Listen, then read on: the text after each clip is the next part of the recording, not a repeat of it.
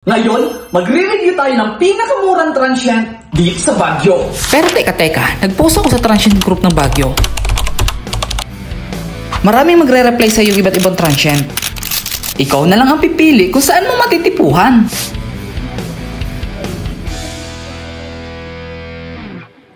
Eto. Good for 10 to 15 packs? Tatatlo lang kami ah. Ang offer ng transient is 400 per head. Dahil tatlo lang kami, 1-2 lang ang 2 days and 1 night. Kahit hindi kayo umabot ng 10 to 15 packs. In short, kahit dalawa lang kayo, 400 per head. At hindi nyo nababayaran yung rest. So, papasok na kami dun sa room. Siya nga pala, nasa underground yung transient. Gamitin nyo na itong dalawa. Gamitin nyo na yung dalawa? No. 2 rooms pa lang, panalo na. Tapos may third room yan. Siyempre, hindi na namin gamitin yan, di ba? Nakausap lang namin si ate sa messenger. Kasi wala siyang page ng transient niya. Nakasali lang siya sa group, tapos tamang comment sa naghahanap ng transient. Kailangan mo lang mag-down for reservation. Kasi halos araw-araw maraming nagbubuk sa kanya. Bakit natin sinasabing mura, tol? Pakita natin kung ano yung pinag-i-stay natin. Pasokin mo, tol. Ano to? 3 rooms to, mga kaibigan. Electric fan, table, tapos double deck. Diba? Unang room pa lang yan. Second room. Pasok. Ganun din. Ada isang kwarto, may mga kanya-kanya electric fan, tol, table. Alam mo pinakamalupit dyan? Hindi lang siya parang hotel ba na transient lang. May sarili kang lamesa, rep, heater. May isa pang electric fan, no? Balik Electric tatlo. fan, TV. Wala kang kahati, di ba? Wala kang kahati, solo nyo. Kahit yung mga kwarto pa lang panalo na. Pero dito sa sala niya, napakalawak, mga kaibigan. Ano masasabi mo, madam? Good. Na-amaze ako kasi ang mura. Transient check! Try natin itong TV. Kung gumagamit agad itong TV. Baka iba na lumabas yun. Baka malasogot ito. Biruin mo yung 1-2 mo, may TV pang kasama. Tatlong electric pa natin. Siyempre, kahit hindi mo na i-check yan, iniwan ka sa'yo, di ayos yan. Tapos ipig kami lang room. Siyempre, tatlo lang kami. Ang gagamitin lang natin, 2 room. May table tayo. Heater check. Malamang gagana yan. May tubig pa nga. Kahit may galing pa dito kahapon. Rep check. Rep check. Kung malinis. Kahit walang pampabango, kahit walang uling, malinis yung amoy. Biruin mo kung pamilya kayo, mag-stock na lang kayo kaysa mag-order, di ba? Mga utensils natin, guys. Madami, oh. Yan ang patunay. Plato pa lang. Patunay na kahit ilan kayo dito. Kutsara, plato. Tubig check. Lakas. Malamig. Malamig, syempre. Nasa bagyo tayo. Gasol check. Pinipindot yata dito, eh. Naaboy gasol siya, eh. Paadi lang tayo marunong. May pinipindot dyan, eh. Minsan kasi depende kasi sa regulator. And CR check. CR check. Tingnan yan na kung gaano kalinis.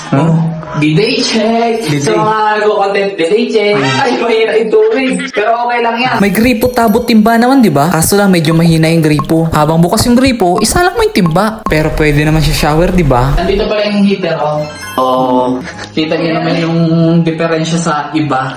2 sopa. Diba? Pwede mong higaan. Dahil lalabas kami ngayon, Ligo muna tayo. hindi ko masasabing walang towel dito. Baka naman nakalimutan lang ni ate. Kaya kung magbubo kayo dito, tanungin nyo na lang si ate kung may towel na. Kamusta yung ligo mo? Para sa akin, sobrang solid, tol. Di ba, malamig yung tubig. Yung shower kasi dito, mga kaibigan, may heater. Pag ginamit mo yung shower, tol, Luto. luto ka talaga. Kaya kailangan 50-50, tol. Pagkahaluin mo yung malamig sa ano. Kaya ang kalalabasan nun, sobrang maligamgam. Sobrang sarap yung ligo, tol. Kaya 10/10 sa akin dito yung CR, tol. Kamusta yung ligo mo? Ang goods naman siya. At saka ayaw ko kasi nang naliligo ng sobrang napakalamig. Buti na nang merong heater. Rate. 10 out of 10. Kamusta yung linis ng CR? Ang good siya. Maaliwala. Aesthetic yung vibes sa loob, tol. Ang ganda ng kulay. So sa akin naman is goods naman siya. Even mahina yung ligo. Sa ligo, Yung shower para sa akin sobrang init. Kaya kailangan mo na malamig na tubig galing sa gripo. Kaya lang ang hina ng tulo. Pero kung mag-iipon ka muna bago maligo, kalahating malamig galing sa gripo at kalahating mainit galing sa shower. May isang timba ka ng pampaligo. Kaya 10 out of 10 sa Angelica tapos sa Earl. Kung mabibiting ka sa isang timba, habang naliligo ka, buksan mo na lang yung gripo.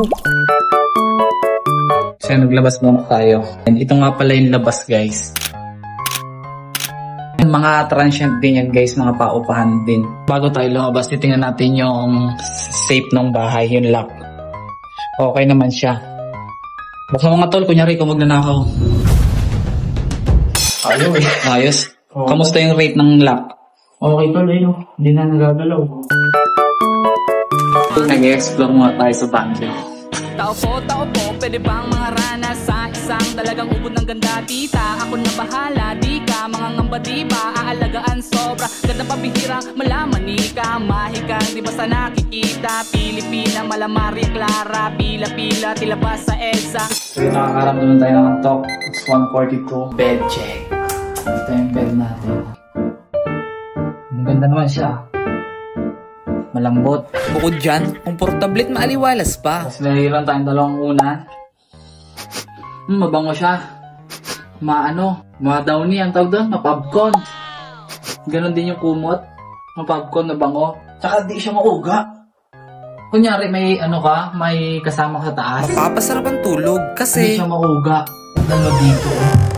Yung iba, 1-2 per night. Ganito kalaki lang na room. Wala din tayo makikita ang mancha guys. So, napaka-solid. Ang unan, ganoon din. Wala. malinis at mabango rin naman yung unan. Tsaka meron ka natin dito Meron ka natin dito sa pang matutulugan mo. Same lang ng foam. Maganda pa Kayang-kayang matulog kasi malaki yung sopa. Apat yung unan. Ganon din. Mukhang di gamit yung punda kasi amoy na amoy pa yung Fabcon. Mabango din yung unan. Wala naman mga mancha yung kada una natin. Malinis at wala naman akong manchang nakita. Ganon din yung bedsheet. Wala kang manchang makikita. Meron din siya ditong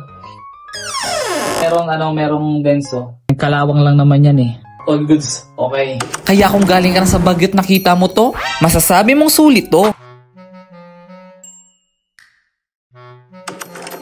Uy, gising na. Alas 10 na. Ma-out na tayo. Uy. Tara. Kamusta tulog mo? Okay siya. Malamig. Masarap. Komportable. Tapos para ka naka-aircon. Parang nasa bahay lang tayo. Solid ba yung 400 per head? Sulit na sulit. Ano oras na? 10. Tara na. So 11 out na. 24 hours lang kami dito kasi kala namin yung mura, pangit. Parang ka nag-condo. Staycation. Okay na, gising na yung isa. Oh, tol, kumusta tulog mo, tol? Kamusta? Sa tutulog ko to, lamig. Komportable ka naman. Oh, tol, solid na. Ang lamig, tapos yung lambot. Alas 10 na kailangan natin mag-pack up. Hindi mo na malayan yung oras kasi sobrang lamig. Parang gusto mo pa matulog. So, kailangan natin mag-asikaso. Bago tayo umalis, maliligo muna tayo.